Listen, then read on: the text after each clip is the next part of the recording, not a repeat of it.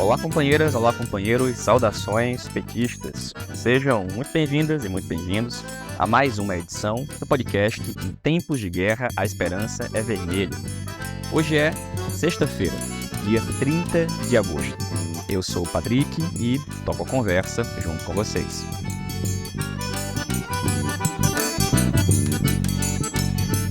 No episódio de hoje, comentamos alguns dos principais assuntos da semana. Por exemplo, a indicação do presidente Lula de Gabriel Galípolo para a presidência do Banco Central.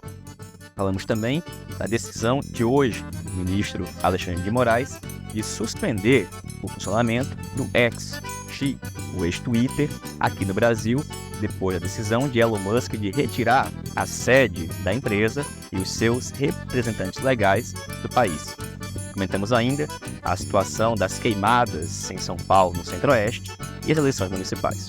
E o companheiro Walter Pomar trata, no assunto eleições, sobre a distribuição dos recursos do Fundo Especial de Financiamento de Campanha para as candidaturas.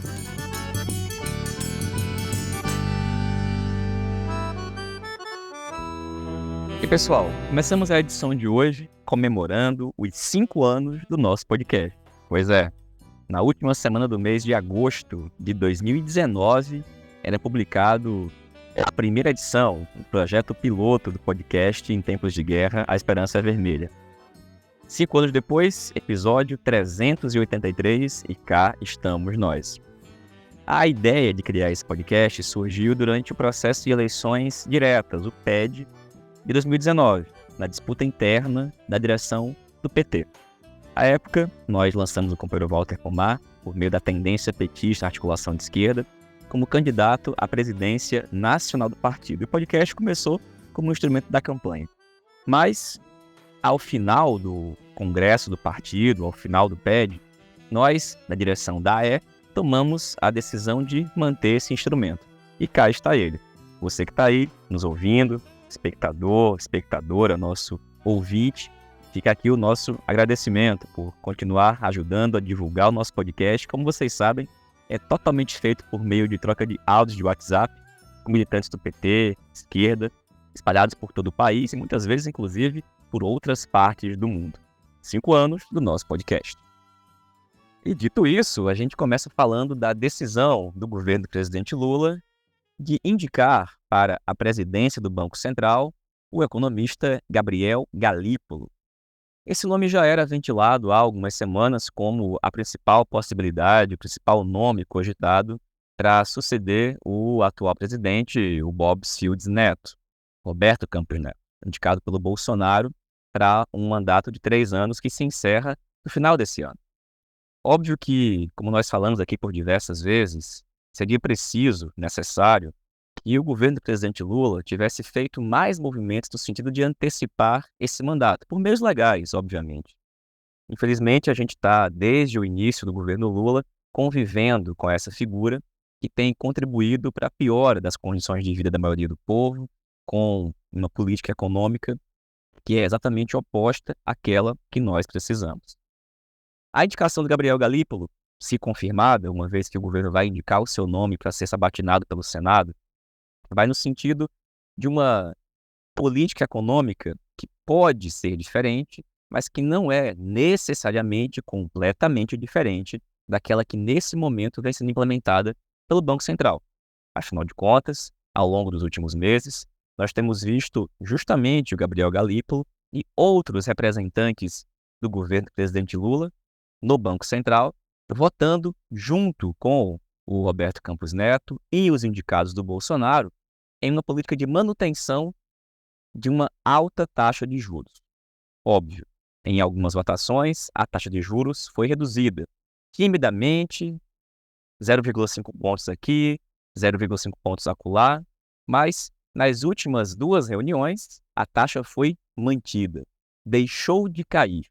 E nesse momento, muitos falam na possibilidade de uma retomada na ampliação, no aumento da taxa básica de juros da Selic.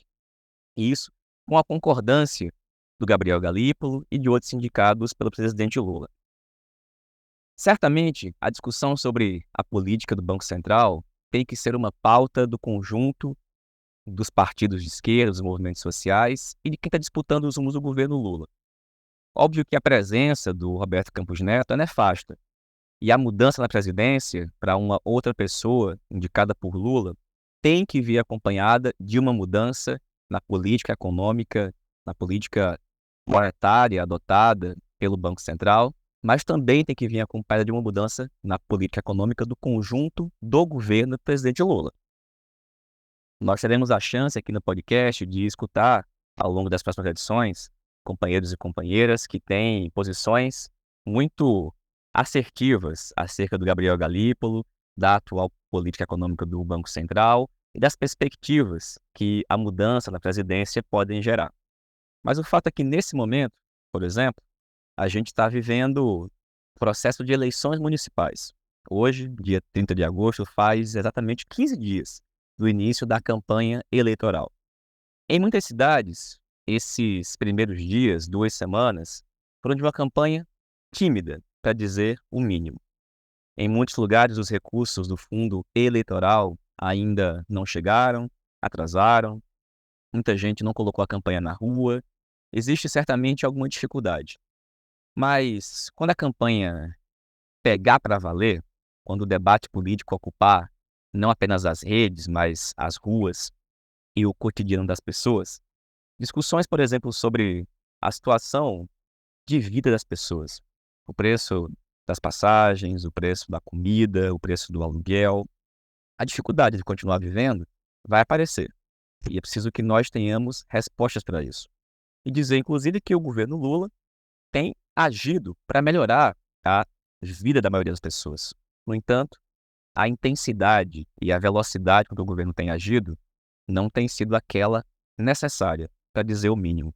E, de novo, uma mudança na política econômica é algo fundamental, e isso passa pela conduta e pela ação do Banco Central. Esse é um debate que está colado, casado um com o outro, e que a gente tem que enfrentar diretamente, sob pena de nós vermos daqui a 1 ou 2 semanas diversas candidaturas de esquerda e petistas em particular começando a sofrer alguns reveses na disputa e no debate. Debates esses que vão começar a acontecer com mais intensidade com a proximidade da data do dia da eleição. Por falar em debates, tem muitos assuntos além da política econômica para serem tratados. E a gente não pode deixar de falar do que nesse momento está acontecendo em São Paulo, em alguns estados do Centro-Oeste, que são as absurdas queimadas programadas, criminosas, que estão sendo praticadas e está afetando a vida de milhões de pessoas. Nós já tínhamos visto isso em outros momentos, ao longo do governo Bolsonaro, o Dia do Fogo, como foi chamado, por muitos momentos, com denúncias feitas, por grandes fazendeiros, grileiros de terra, como um mecanismo de conseguir mais terras e expulsar populações de seus territórios, acabar com algumas reservas de proteção ambiental. E agora é mais uma vez uma ação planejada, coordenada, que está acontecendo. Foram dias e dias que várias cidades do estado de São Paulo, mas também de outros estados do país, inclusive não só no centro-oeste, mas no norte do país, que foram tomados por uma fumaça que deixou o céu, em muitos lugares, completamente invisível, impossível de ser visto. Tamanha era a quantidade de fumaça produzida pelas queimadas. E medidas têm que ser tomadas, medidas concretas. As pessoas que organizaram, planejaram e fizeram isso têm que ser punidas. Não pode haver uma conduta de aceitar placidamente que os grandes latifundiários que estão agindo nesse momento, pessoal, está acontecendo durante a campanha eleitoral. Tem gente querendo mostrar serviço, tem gente querendo tornar isso uma pauta da campanha da direita, dizendo que eles estão fazendo e estão enfrentando, sob os olhos do presidente Lula, do governo do presidente Lula, conseguindo impor a sua política de destruição da natureza, de expulsão dos povos originários e destruição das áreas de preservação ambiental. A pauta do meio ambiente, da proteção da natureza, não só por conta deles, mas pela defesa que nós temos que fazer, tem que aparecer obviamente, nas eleições dessas regiões, mas também tem que ser uma pauta nacionalizada, tema presente nas campanhas das candidaturas de esquerda e do PT. E por fim, nesse nosso breve editorial de hoje, não podemos também deixar de comentar a decisão de poucas horas atrás do ministro do Supremo Tribunal Federal, Alexandre de Moraes, de determinar a suspensão do funcionamento da plataforma X, ou X, o antigo Twitter, aqui no Brasil, em função da decisão do Elon Musk, dos donos do aplicativo da plataforma, de retirarem do Brasil os seus funcionários e fechar a sua sede. Vejam, a legislação brasileira exige que essas plataformas que atuam no nosso país mantenham uma sede aqui, até para que, em casos, por exemplo, de uma decisão judicial precisa ser cumprida, pessoas possam ser encontradas, as pessoas possam ser notificadas para cumprir as decisões judiciais. E era exatamente esse o ponto de enfrentamento do Elon Musk ao se recusar a cumprir decisões judiciais emanadas pelo TSE, pelo STF. E, bom, a decisão de fechar a sede da empresa aqui no Brasil tem como consequência a impossibilidade de haver notificações, por exemplo. Óbvio que existem outras formas de fazer uma intimação. Inclusive, vimos essa semana uma intimação virtual, né, por meio da plataforma do próprio Twitter. Acontece que é um ambiente de insegurança e instabilidade jurídica. E a decisão do Alexandre de Moraes de suspender o Twitter aqui no Brasil é uma tentativa de forçar que a empresa se submeta à lei brasileira, à legislação nacional. Bom, a ver o que vai acontecer. O fato é que a horda bolsonarista está usando mais uma vez isso para pautar o debate político no nosso país, dizendo que estamos sendo vítimas de uma perseguição, de uma ditadura, de uma censura. A bem da verdade, nesse caso em particular, a medida é correta. O Elon Musk não pode, por meio do X ou de qualquer outra empresa, se sobrepor às leis que, neste caso, visam proteger os direitos individuais da população brasileira. O direito de não ser exposto a um conteúdo de ódio, a um discurso de violência, em uma rede social que não se preocupa em fazer nenhum tipo de moderação dos seus conteúdos na difusão de fake news, notícias mentirosas e discurso de ódio. E, pessoal, feita essa nossa mais extensa do que planejada introdução, a gente vai escutar agora um comentário detalhado feito pelo companheiro Walter Pomar, membro do Diretório Nacional do PT, acerca do tema eleições municipais, particularmente a questão do financiamento das campanhas. Como boa parte de vocês sabem, neste momento existe um fundo especial de financiamento de campanha, o famoso FEFEC, que é destinado ao conjunto dos partidos para financiarem as campanhas. O PT tomou algumas decisões na distribuição desses recursos.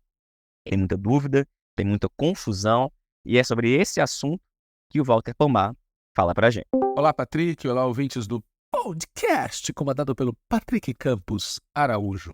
Bom, Patrick, está acontecendo com o fundo eleitoral algo parecido com o que já ocorreu quando o PT decidiu participar de uma federação de partidos, e está acontecendo algo parecido também com o que ocorreu quando o PT decidiu integrar uma frente ampla para disputar as eleições de 2022. Na hora de aprovar a federação, na hora de aprovar a frente ampla, a maioria do partido aprovou e achou que estava tudo tranquilo. Na hora de implementar a frente ampla, na hora de implementar a federação, os problemas começam a aparecer. E o que é mais curioso, na hora que os problemas começam a aparecer, tem muita gente que se dá conta que não prestou atenção nos debates que foram feitos, não leu com atenção os informes que foram distribuídos, não observou a linha fina das resoluções aprovadas. E, enfim, é na hora de implementar que o que já é difícil por natureza fica ainda mais difícil. Está acontecendo isso também com o fundo eleitoral. Por isso, eu vou aproveitar a oportunidade aqui que você está dando da gente falar a respeito no podcast para fazer um relato que começa lá no início, né? Lá no início. Bom, o ponto de partida é o debate sobre o fundo eleitoral, né? A gente entende que nas eleições tem que ter o máximo de igualdade possível entre os candidatos, portanto, entre os partidos que estão disputando. E para isso, a gente tem que impedir que os empresários contribuam com milhões, com dezenas de milhões, com centenas de milhões, enquanto que os trabalhadores contribuem só com alguns reais. Por isso, a gente tem defendido que o financiamento das campanhas eleitorais deve ser feito com dinheiro público, deve ser proibido o recurso empresarial e, se possível, pode ter contribuição individual,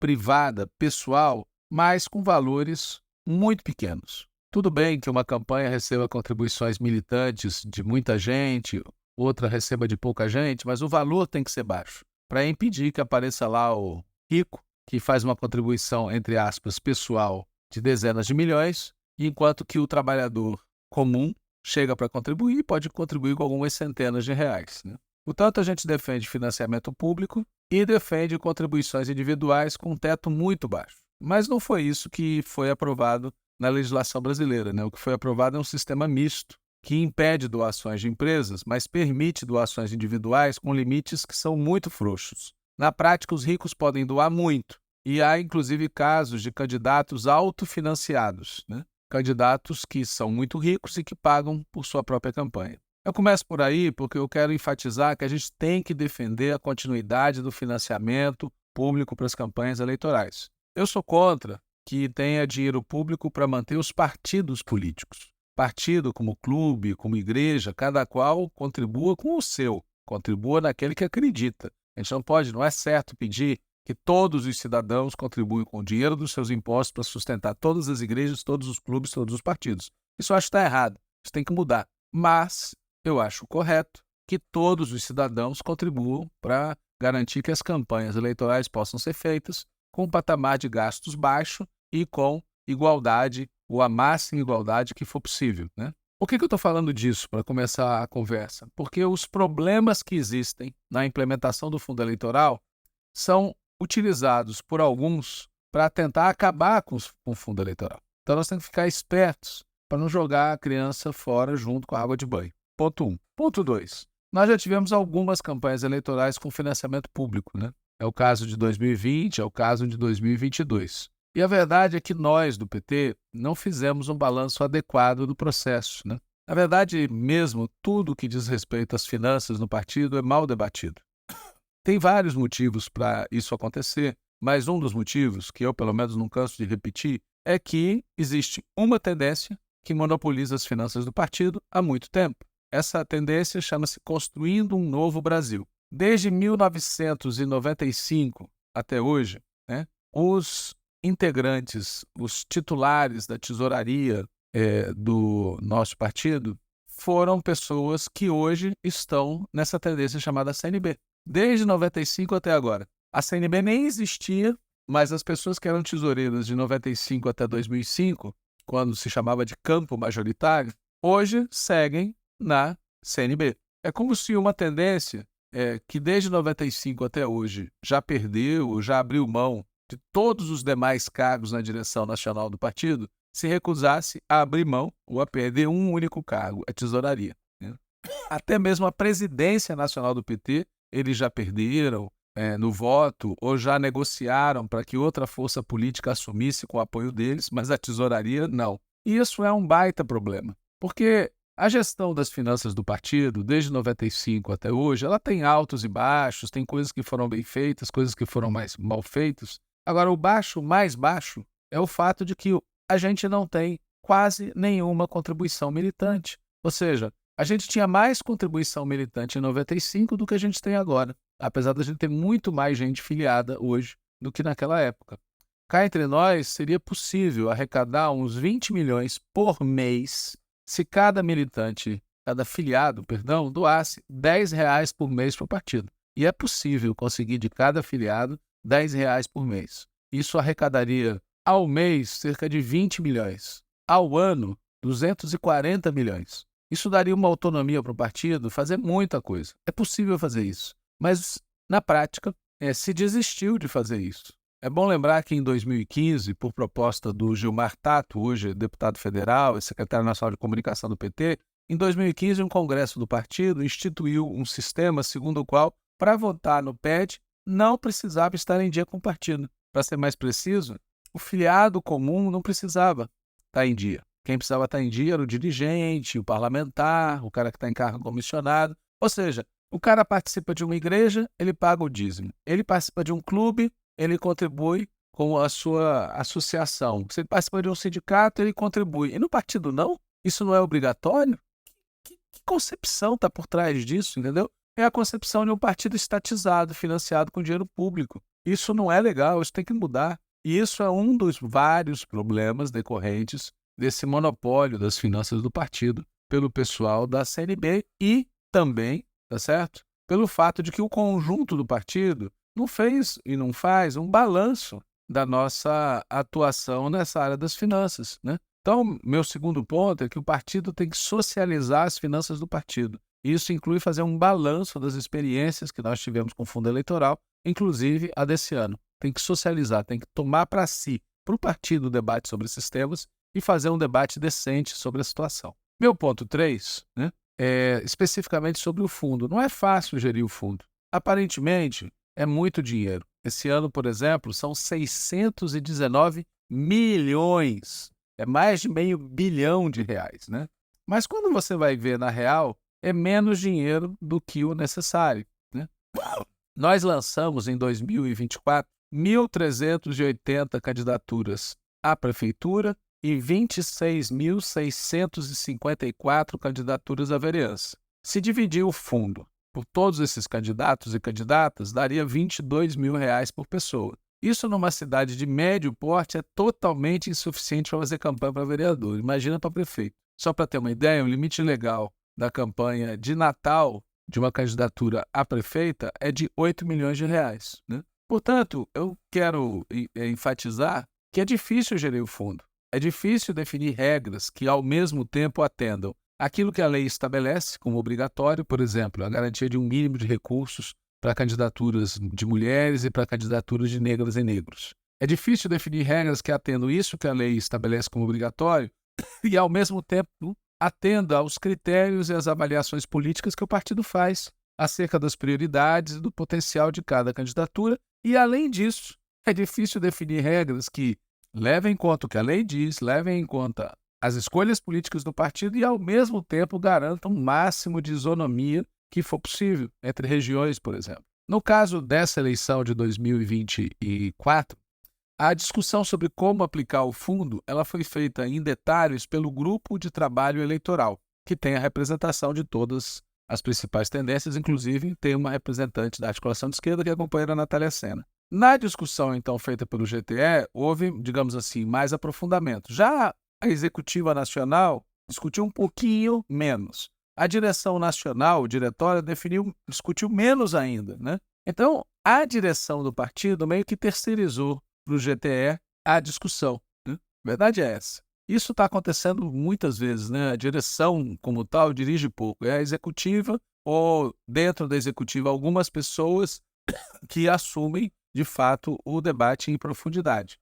E no próprio GTE, onde se discutiu mais, houve dois momentos diferentes. Num primeiro momento, se discutiu a situação nas cidades com mais de 100 mil eleitores e se foi discutindo as necessidades de cada uma delas. Num segundo momento, se deu um cavalo de pau e, ao invés de adotar o método de repartição pelas cidades, se decidiu repartir o dinheiro por estados, com base numa fórmula que combina votos para deputados federais petistas em 2022 com o tamanho total do eleitorado em cada estado. Essa decisão por dividir o dinheiro pelos estados foi adotada de maneira súbita e, na prática, isso concentrou o dinheiro disponível em alguns estados com maior eleitorado e que elegeram maiores bancadas federais em 2022. É o caso do Ceará, do Pará, da Bahia, do Rio de Janeiro, de São Paulo, Minas e Rio Grande do Sul. Qual é o problema? O problema é que esse método toma como base o passado. E ele não leva em conta o esforço de ter candidaturas próprias a prefeito em 2024. Né? Um estado vai receber maior dinheiro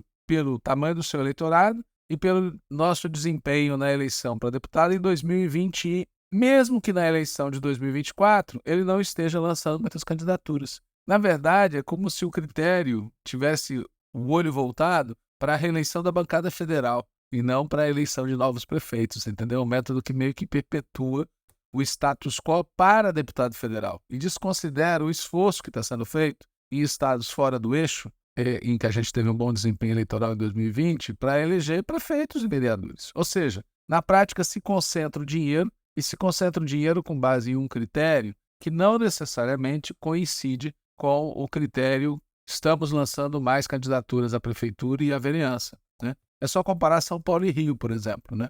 Num dos estados, a gente está lançando muito mais candidatos e no outro muito menos candidatos.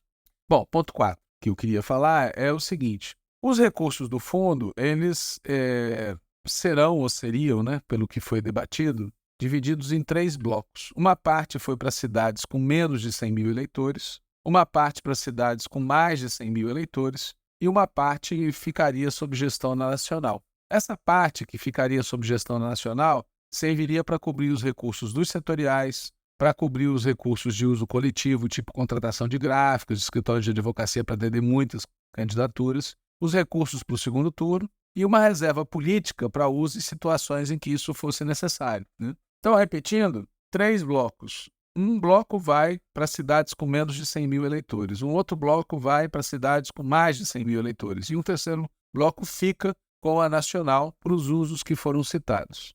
As 2 primeiras partes, menos de 100 mil e mais de 100 mil, tiveram seu valor calculado com base no critério que já foi citado, né? A votação em 2022 para deputado federal e o tamanho do eleitorado. Uma vez calculado o valor por estado, uma parte seria enviada para o estado ou foi enviada para o estado distribuir diretamente e outra parte seria ou está sendo distribuída diretamente pela nacional, né? Cada estado distribui os valores relativos às cidades com menos de 100 mil eleitores. Já a nacional envia diretamente para as candidaturas, tanto de prefeito quanto de vereança, das cidades com mais de 100 mil eleitores. Qual valor exatamente está sendo distribuído para cada candidatura?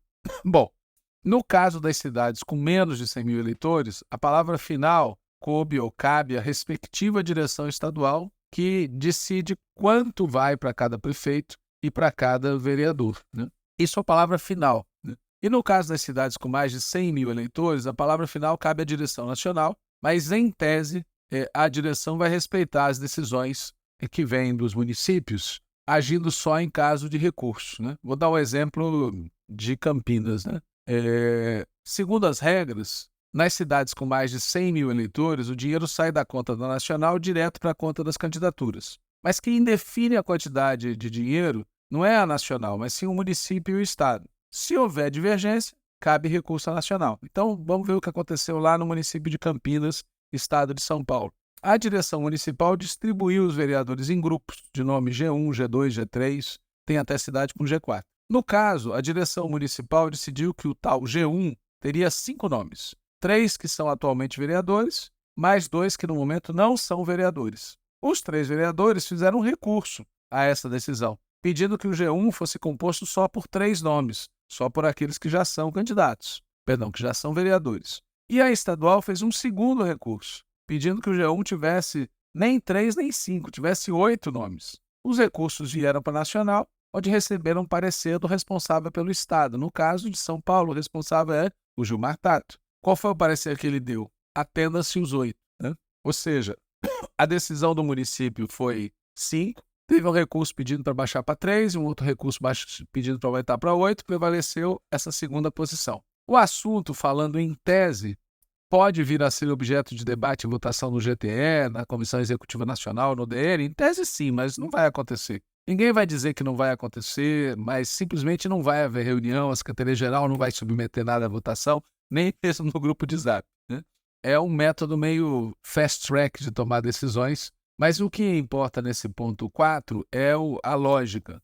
A lógica tem um valor total que é dividido em 3 partes. Uma parte vai para cidades com menos de 100 mil, uma parte para cidades com mais de 100 mil, uma parte fica guardada na nacional para diversas finalidades. Bom, vou agora para o ponto 5. Como é óbvio, esse método gerou todo tipo de distorção. Novamente, para dar um exemplo, tem cidades onde ser do G1 significa receber quase 100 mil reais. Tem cidades onde ser do G1 significa receber cerca de 30 mil reais. E aí eu pergunto, esses valores tão diferentes tem a ver com o potencial das candidaturas, né? Não, não tem. Pode acontecer de um estado ter recebido muito fundo, a cidade ter recebido muito fundo, o G1 ter poucos nomes, então eles recebem muito. E pode acontecer o contrário, né? Um estado que recebeu pouco fundo, a cidade recebeu pouco fundo, o G1 tem muitos nomes e, resultado, cada um recebe muito pouco. Isso não tem relação direta com o potencial eleitoral ou com o número total de eleitores naquela cidade. Alguma relação vai ter, mas não vai ser uma relação direta como seria o correto, né? Só seria possível ter essa relação direta se fosse mantido aquele primeiro método de ir pelas cidades. Mas, como eu expliquei, se deu um cavalo de pau e se foi para o método de distribuir para os estados, né? Calcular pelos estados. Portanto, mesmo que as necessidades sejam muito diferentes e mesmo que a potencialidade das candidaturas não seja a mesma, às vezes os valores vêm iguais ou às vezes vêm invertidos. Quem precisa mais tem menos, quem precisa menos tem mais. Bom, ponto 6. Alguém pode dizer, é fácil resolver isso, basta checar os valores e fazer as correções. Sim, em tese seria, mas tem um problema. A tabela com o valor passado para cada candidatura não está sendo socializada, nem mesmo entre os membros do GTE. Em nome de impedir vazamentos e exploração pela mídia, só um pequeno número de dirigentes e funcionários sabe dos dados até agora. Aliás, é outra coisa engraçada nesse processo todo, é como alguns funcionários têm um mega poder e mega informação e dirigentes não. É uma distorção que não é inventada pelo PT nem pela atual direção, mas que é muito séria, porque significa dar poder para pessoas que não foram eleitas e não dá o poder que pessoas eleitas têm que ter, né? Sob pena de a gente subverter o princípio democrático do nosso partido, né? Bom, mas o fato é que não tem como fazer com facilidade esse trabalho de checagem e correção, porque não existe uma tabela de conhecimento público. Claro que, como o dinheiro é público, a gente vai saber dos valores depois, no limite, porque vão ser publicados pelo TSE. Mas, de imediato, pouca gente tem uma ideia de conjunto, o que torna muito mais difícil fazer as correções, né?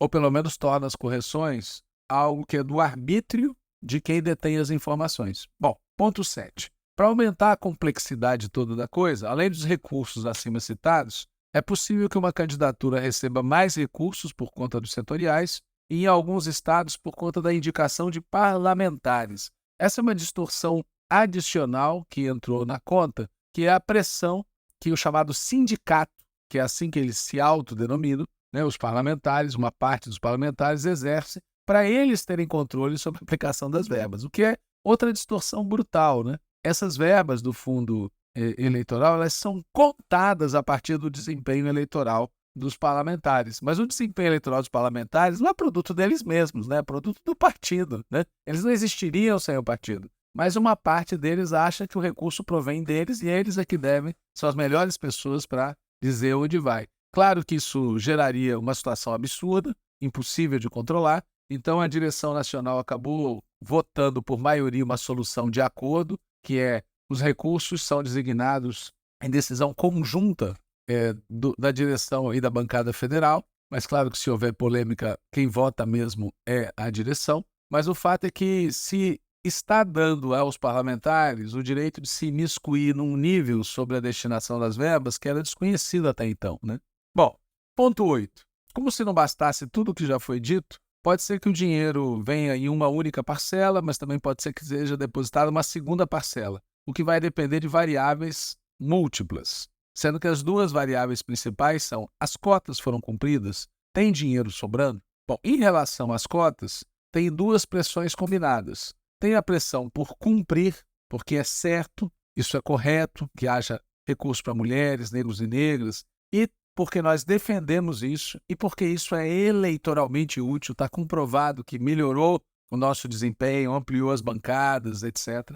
Mas também tem a pressão por cumprir simplesmente porque o TSE vai cobrar o cumprimento, né? Acontece que, como o Congresso atual aprovou uma anistia pelo descumprimento desse tipo de obrigação em eleição anterior, isso estimula a atitude dos que desejam descumprir agora e depois trabalhar por uma nova anistia. Motivo pelo qual, sobre esse tema dos recursos das cotas, tem que vigiar e orar, ao menos para quem acredita, tem que orar também, né? Para impedir que o recurso não seja adequadamente para impedir que o recurso seja aplicado de forma incorreta, né? Tem que vigiar e tem que orar. Vale dizer que a cota atualmente prevista em lei é de no mínimo 30% para negros e de no mínimo um percentual do fundo equivalente ao percentual de mulheres inscritas. No caso do PT, tem mais ou menos 36,5% de mulheres inscritas que precisam, portanto, receber 36,5% do fundo. Mas atenção, vamos supor que a Marta Suplicy, candidata a vice-prefeita de São Paulo,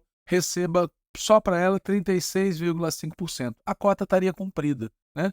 A lei não obriga que o dinheiro seja repartido igualmente entre todas as mulheres. A lei só exige que um certo valor seja reservado para determinado tipo de candidatura. Cabe ao partido dizer se esse valor vai para todas as candidaturas desse tipo ou só para uma dessas candidaturas. O que vale para as mulheres, vale também para os negros e negras, ou seja, não é que todos os negros e negras obrigatoriamente têm que receber. O que a lei diz é que X% tem que ser destinado a candidaturas negras. Pode ser para uma só, que receba todo o valor, ou para todas elas que recebam uma parcela do valor total disponível. Bom, com isso, eu posso ir para o ponto 10, que é quanto a ter dinheiro sobrando.